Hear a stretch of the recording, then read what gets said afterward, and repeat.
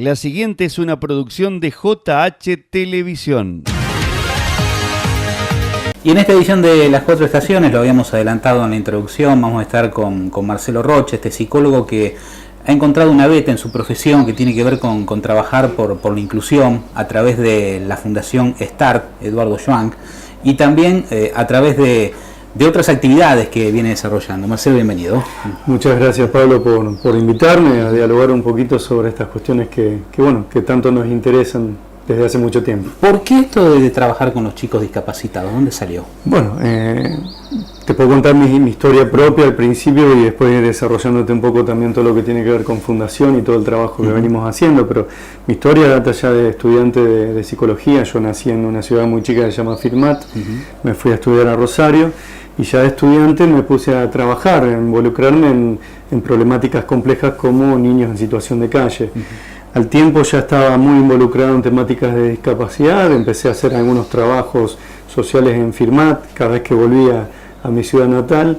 Y bueno, ya una vez radicado en Rosario, recibido, ya me formé, me especialicé, empecé a dar cursos de especialización, soy docente de la Universidad Nacional de Rosario, doy clases también en torno a lo que es discapacidad. Empecé a escribir libros y bueno, eso no paró nunca más, hasta que en un momento nos reunimos con algunos amigos, un gran amigo que es Sergio Rulo, se recibía de profe de tenis y dice: mira, me recibí de profe, quiero hacer algo. Digo, yo trabajo con chicos con discapacidad, ya estaba involucrado en asociaciones, escuelas especiales, con las familias, en la clínica, trabajando en muchos lugares. Bueno, podemos hacerlo con chicos con discapacidad, y ahí surgió ese gran proyecto que ya de entrada Eduardo Schwank se sumó. En ese momento Eduardo competía, no tenía ni tiempo, pero cuando él llegaba a Roldán, venía a jugar con los chicos, a involucrarse en todo lo que veníamos haciendo.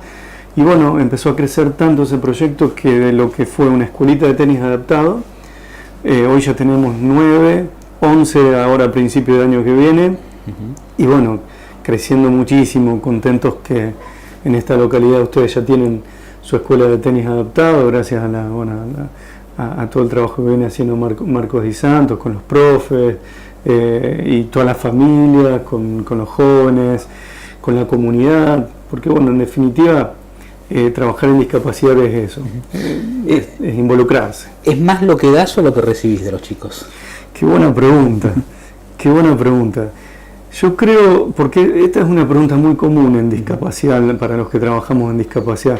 Yo creo que hago lo que tengo que hacer porque lo siento, porque realmente siento que este es mi lugar, porque amo lo que hago, o sea, tanto en lo que hago en los proyectos sociales, al escribir, al enseñar, al trabajar clínicamente. Y al hacer lo que uno hace, evidentemente siempre los frutos, como quien dice, se van cosechando, se van viendo.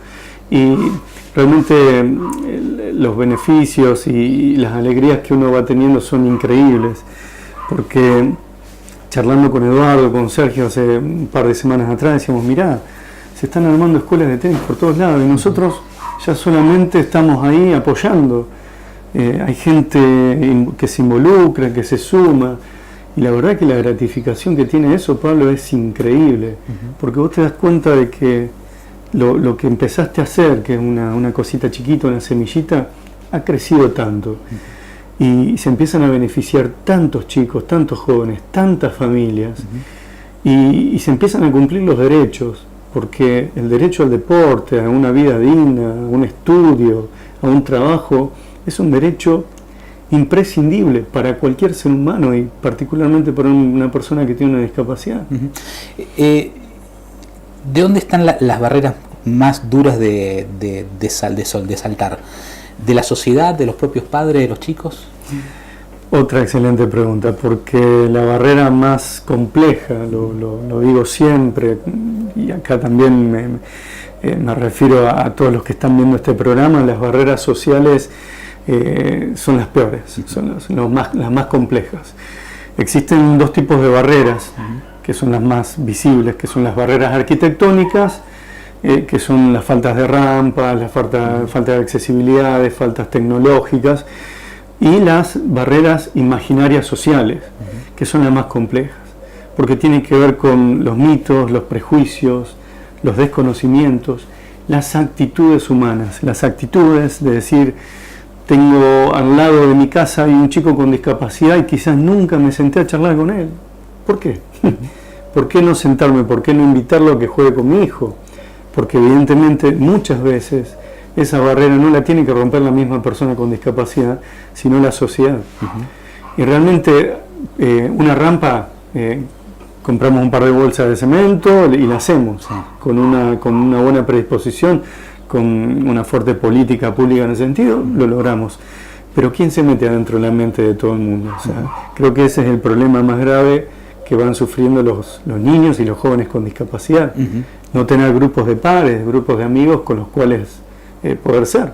Y desde política de Estado hemos avanzado mucho, poquito, nada en los últimos años. Bueno, en políticas se ha avanzado muchísimo históricamente. Históricamente se ha avanzado muchísimo desde los 80, que se declara la Carta de los 80, la famosa Carta de los 80, en donde por primera vez se empieza a hablar de discapacidad a nivel mundial.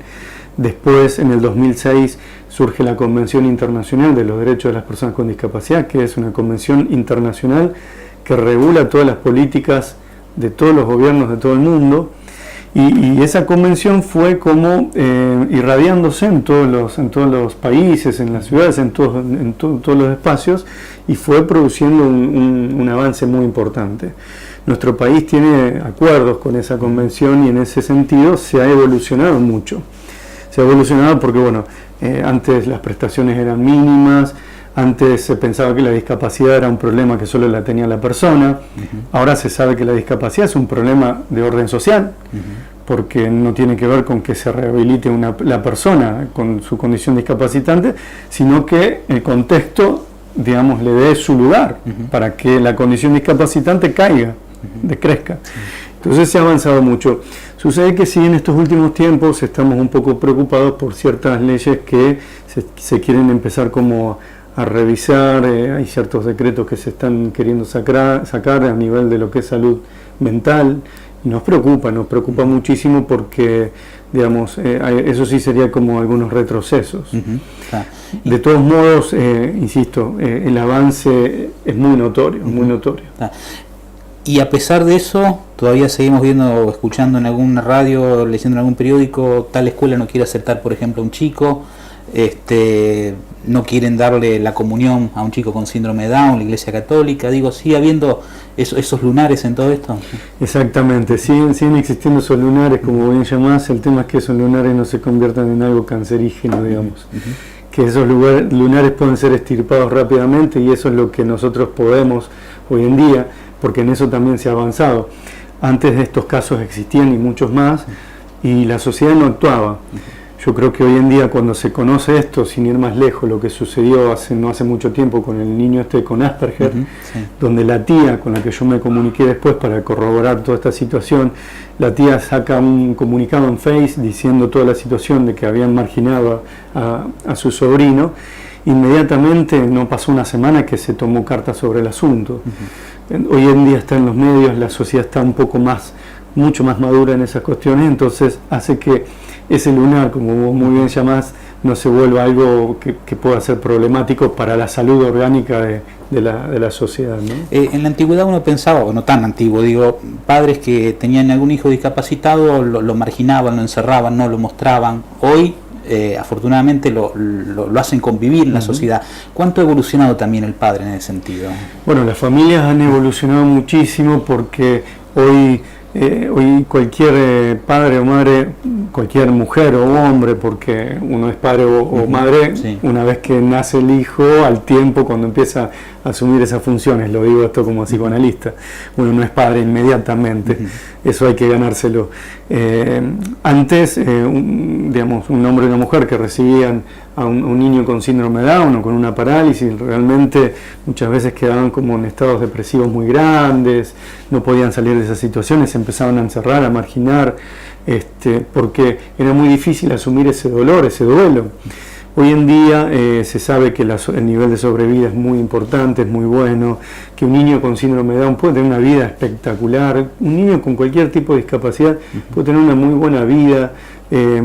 lo más importante es que se lo desee, que se lo quiera, que se lo ame, que se le dé el mismo amor, porque lo único que ha tenido ese niño es una condición discapacitante nada más. Antes eso era visto de una forma más compleja. De todos modos podemos hablar de cuestiones sociales, como vos muy bien apuntás. Hay también un avance en todo esto, o sea, los padres hoy en día, las familias se abren, se muestran más, pero siempre hay un impacto que es individual, que es puramente psicológico, y nunca nadie sabe cómo va a actuar ante una situación de duelo. Ni vos ni yo sé cómo vamos a actuar el día que nos falte un ser querido. O sea, esto es algo que nos sucede y que lo tenemos que enfrentar.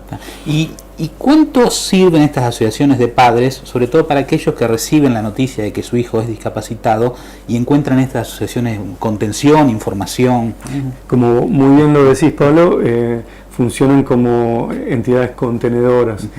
Realmente cuando existe en una familia un niño, una persona con discapacidad, la familia necesita ciertos apoyos, cierta contención, la persona misma también, de acuerdo al tipo, al grado, a la gravedad de la discapacidad que tenga, pero las entidades, las organizaciones civiles son importantísimas, porque es ahí donde se encuentra el sostén afectivo, anímico y el sostén también de lo que necesita la persona o la familia de esa persona. Es fundamental, porque muchas políticas no llegan a ciertas cuestiones, no llegan, y ahí están las organizaciones, como bueno, el grupo de deporte inclusivo que existe acá en Las Rosas, que como bien lo dice es un grupo, es un espacio donde las familias van, encuentran, se reúnen, le dan lo que necesitan a sus hijos, reciben lo que ellos necesitan, que es la mirada de un otro, el sostén, los profes ahí siempre dispuestos para ayudar. A propósito de estos grupos del tenis adaptado, ¿se trabaja con qué? ¿Chicos con discapacidades motrices, discapacidades mentales? ¿Cómo es el trabajo? Bueno, el trabajo, nosotros hemos apuntado, nos han pasado muchas cosas.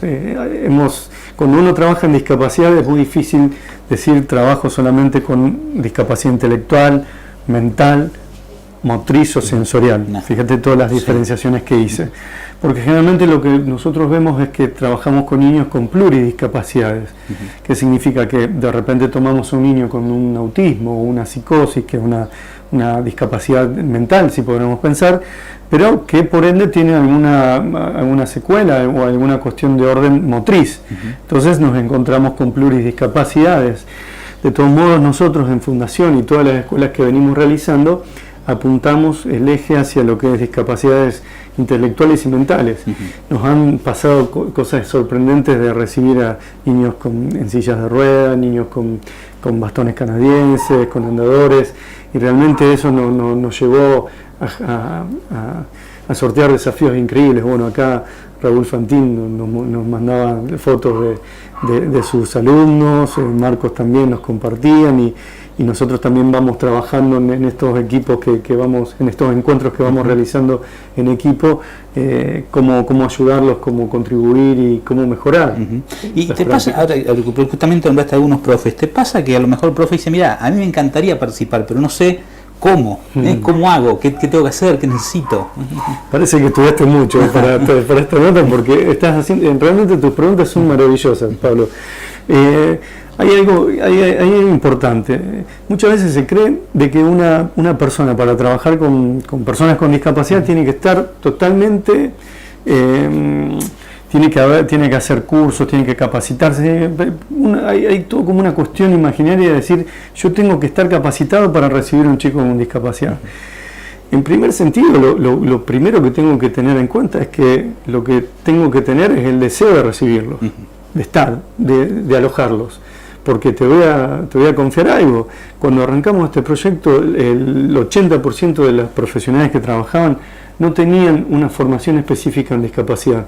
Lo que tenían era un terrible deseo por trabajar con estas personas. Y eso es lo fundamental. Vos tenés el deseo, los recibís, los alojás, y ahí mismo vas viendo cómo te vas capacitando en relación a lo que vas necesitando. Obvio, yo como psicoanalista, si recibo a un niño con una psicosis, tengo que estar capacitado. Pero en lo que es el deporte adaptado, no. O sea, un profe de educación física, un profe de tenis, un profe de básquet que esté escuchando esta nota, tranquilamente puede trabajar con niños con discapacidad. Porque no se trata de tener que tener una metodología particular, sino de lo más fundamental es tener las ganas. Y al tener las ganas todo es posible. Y si no, bueno, vayan a ver una clase de la escuelita de tenis de acá y se van a dar cuenta. Marcelo, te propongo ahí un minutito, nos vamos a la pausa y volvemos, ¿te parece? Nosotros estamos en las 4 estaciones, volvemos dentro de un ratito con Marcelo Rocha hablando de este trabajo extraordinario que está haciendo con los chicos con discapacidad, con esto de incluirlos socialmente. Y volvimos, lo habíamos prometido hace un ratito, seguimos hablando con Marcelo, ¿sí? ¿Estás trabajando exclusivamente en estas escuelas de tenis o hay también otras disciplinas deportivas que trabaja la Fundación? Bien, a nivel de lo que es deporte, nosotros trabajamos solamente en tenis adaptado. Una porque, bueno, el presidente de la Fundación es un gran tenista, y porque, bueno, todos los que trabajamos en este proyecto amamos el tenis. Entonces, quizás me costaría hacer una escuelita de básquet porque, bueno, me gusta el básquet, pero no es mi pasión. Entonces, como te decía antes, si yo amo lo que hago, claramente lo voy a transmitir bien a los niños. Pero de todos modos, en el proyecto de fundación, ¿sí? En el proyecto de fundación está previsto de a poco ir empezando a anexar deportes como, bueno, básquet, fútbol y otros más. Corregime a ver si estoy equivocado. ¿Puede ser que haya un chico de Casilda que esté a punto de entrar en el profesorado de educación física o ya entró? Sí, no educación física, sino es el primer joven con discapacidad intelectual que se recibió de auxiliar de profesor de tenis. Es el primer joven en Latinoamérica, ¿sí? Ezequiel Pérez, que conjuntamente con un trabajo que hicimos con la Asociación Civil del Puente, que es de Casilda, y Fundación, y la Asociación Rosarina de Tenis, con Jorge Capella a la cabeza en aquel momento, hicimos un trabajo mancomunado para que ese joven pueda estudiar, y realmente es excepcional, jugando, dando clases, o sea que es el primer joven, o sea que si hay algún joven con discapacidad que quiera estudiar, ya están esos convenios armados. O sea que a veces incluso el límite lo pone el propio joven en este caso. Los límites los pone el propio joven. Es excelente porque nadie sabe, lo decía Spinoza, un gran filósofo, nadie sabe a ciencia cierta lo que un cuerpo puede. Y nadie sabe a ciencia cierta lo que un cuerpo puede, menos podemos saber lo que una mente, lo que el deseo de un joven puede llegar a ser. Entonces nosotros vamos como apuntalados con esa idea. ¿Cuándo empezaste hace cuánto con esto? Con el deporte exclusivamente y hace 9 años. ¿Te imaginabas esto de ahora? Jamás, jamás me imaginé todo lo que está aconteciendo. Debo decir de que me emociona mucho. Hace unas semanas estuve en Las Parejas. Cuando estoy yendo a Las Parejas me llama Marco y me dice: mira, se está por armar una escuelita en Las Parejas. ¿Qué? No lo podía creer. O sea, llego a Rosario, me siento en mi casa, tomo unos mates y digo: pucha, más casi 200 jóvenes en todo Santa Fe jugando al tenis, teniendo el derecho a jugar, o sea, ejerciendo eso que empezó todo como un sueño y que, bueno, hoy en día ya, como te decía antes, está creciendo a pasos tan grandes que lo estamos frenando porque nos están llamando a todos lados para crear escuelas, porque queremos ir a paso firme y bien. ¿Las escuelas reciben algún tipo de aporte del Estado o cómo se sustenta? Ninguno, o sea, la fundación se sostiene por lo que es los eventos que vamos haciendo, los aportes que vamos consiguiendo a través de diferentes cosas que vamos organizando. Ahora hay todo como una alianza con Red en Juego, que es con la fundación de Guillermo Coria, entonces ahí es como que vamos percibiendo ciertas ayudas también, pero la ayuda más grande que necesitamos es la ayuda de la gente que está escuchando acá, porque si la gente que está escuchando de repente un día empieza a ir a ver cómo juegan los chicos, a alentarlos, a decir, bueno, ¿qué les hace falta? Necesitamos remeras, necesitamos pelotas, todo se forma, porque el proyecto nuestro parte con una idea que es a nivel mundial, que se llama rehabilitación con base en la comunidad. No somos nosotros lo que lo armamos, somos todos. El municipio, alguna entidad que quiera colaborar, el club, las familias, los jóvenes, ustedes, los medios de comunicación, replicando y mostrándole a la sociedad lo que hacemos.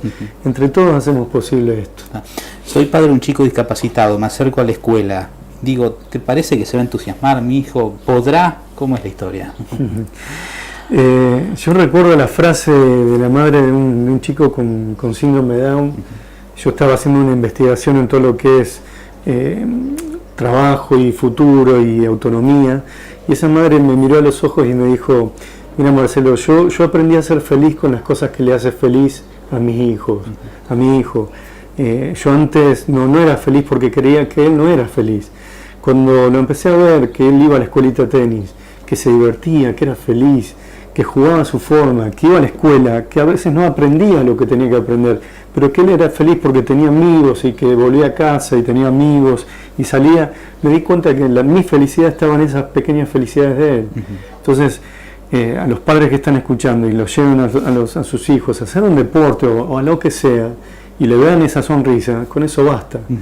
Eso es lo que todos los padres queremos. Pasa entonces de que algún chico a lo mejor se muestra al principio esquivo de hacer lo que el profe le pide, y cuando te das cuenta es el primero en pedir ir a las clases. Exacto, porque nosotros trabajamos, por ejemplo, con niños o jóvenes con autismo o psicosis. El autismo son esos jóvenes que por ahí están mordiéndose o están siempre haciendo esas estereotipias. Entonces, cuando vos te acercás y le querés dar una raqueta, una pelota, no quieren que los toques, o se van o salen corriendo, o niños hiperactivos, mal llamados hiperactivos, que están todo el tiempo deambulando, y eso no significa que no quieran jugar, sino que significa que necesitan en su tiempo poder ir entrando a la escena del juego. Y por eso están los excelentes profes que tenemos, que los esperan, que les dan sus tiempos, que si no va a golpear con la raqueta, le tiro la pelotita por abajo, con que le agarre y ya esté importante. Y a los 2 a los 3 meses los tenés jugando. Si no hubieras sido psicólogo, ¿hubieras podido hacer esto? Qué bueno. Si yo no hubiera sido psicólogo, pudiera haber... Yo creo que sí, porque ser psicólogo fue una de las cuestiones que se me interpuso en mi vida, ¿no? O sea, que tenía que ver con llegar a un lugar. Y yo desde muy chico sabía que tenía que hacer algo por el otro. O sea, eso yo ya lo veía en 6, 7 años en el jardín, en el preescolar, cuando veía a los compañeros peleándose, o que venía uno más grandote y le pegaba al más chiquito. Entonces yo creo que algo hubiese hecho. No sé si exactamente esto, pero sí hacer algo por el otro seguro, y el ser psicólogo evidentemente me ayudó a saber cómo hacerlo mejor, y poder armar un proyecto con una base sólida, donde este proyecto está tan bien cuidado, que está pensado para trabajar con jóvenes con patologías muy graves, Pablo, que ningún club los alberga, ningún lugar los alberga, espacios abiertos. Y nosotros, a través de las teorías, yo fui investigando y más, y todo el conocimiento de Eduardo con el tenis, con el de Sergio Rulo, de todos de todos, porque te digo, nos llegan ideas de los profes nuevos que van entrando y vamos pensando. Entonces, se ha convertido en un proyecto tan sólido que es imposible que falle. ¿Y te queda tiempo para el ejercicio de la profesión, ¿no? Incluso de la docencia? Porque esto de viajar por todos lados, de planear otras cosas, ¿dónde aparece el tiempo? La verdad es que el tiempo uno se lo hace, porque cuando uno hace lo que le gusta, el tiempo fluye, el tiempo aparece. Este año ha sido un año muy, muy complejo, de muchos viajes, muchas conferencias, muchísimas, muchas clases para todos lados, armar escuelas nuevas. Pacientes en mi consultorio. Yo, aunque no creas, el grueso de mi trabajo es el consultorio, la clínica. Trabajo todos los días en clínica, menos excepto un día, una tarde, pero estoy todos los días recibiendo pacientes, armando congresos, encontrándome con grandes maestros, como este año fue haberlo traído a Juan David Ignacio, que es el psicoanalista más importante del mundo en la Argentina, haber estado hablando con Rolón, también allá en un evento tan grande. Pero todas estas cosas creo que se van dando porque uno se va dejando llevar por el deseo. Y el deseo es tan fuerte, es tan difícil de saber hacia dónde te lleva, que ahí vamos, ¿no? Vamos subidos y sí, evidentemente tratando de conducir algo de ese deseo para que, no te haga hacer más cosas de lo que uno pueda, pero bueno, feliz. Ha sido un gusto realmente, Marcelo. No, el gusto es mío, Pablo, por tus preguntas, por tu atención y bueno, el gusto es mío de estar acá en esta ciudad tan linda, acompañando al grupo de deporte inclusivo y bueno, pudiendo decirle a esta sociedad que se abra, que incluya. No voy a hablar de incluir, de convivir, convivamos con las diferencias, con los niños que pueden, que no pueden. Abramos nuestras cabezas y pensemos que la vida es tan corta y a veces nos perdemos la posibilidad de conocer al otro que simplemente tiene una condición diferente, pero tiene mucho para decirme o para pensar entre él y yo, ¿no? Así que muchas gracias a ustedes. Muchas gracias. Seguimos nosotros en Las Cuatro Estaciones.